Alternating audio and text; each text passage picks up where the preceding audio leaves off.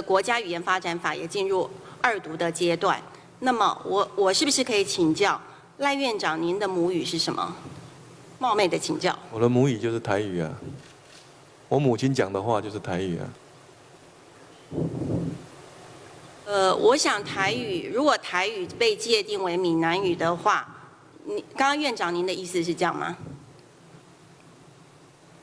就是因为显然了哈，你想要重新定义台语啦，但这个是你的权利啦哈，这我尊重。但是呢，台语这个词，它本身就有它的意识存在啊。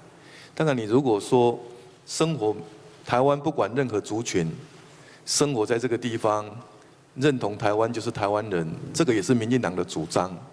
所谓台湾人，就是只要认同台湾，不管先来后到哪一个族群，通通都是台湾人。啊，台湾人所讲的话就是台语。你如果用这个方向去论述、去定位，我觉得这个我都尊重啊。但是你如果问我的母语是什么，因为我是台湾人，我母亲讲的话就是台语啊。好，我尊重赖院长您的发言，但是就是台语这2个字是不是专属于某一个族群的专用语？我觉得这还有讨论的空间。那我相信也很多族群未必赞同赖院长您的看法，但是我就说这是一个广泛的这样的定义。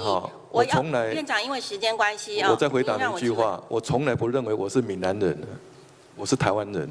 是，所以台湾的语言是包容万象的。你要注意哦，你不能够讲说我就是讲的话就是一定是闽南语，我母亲讲的话就是台语。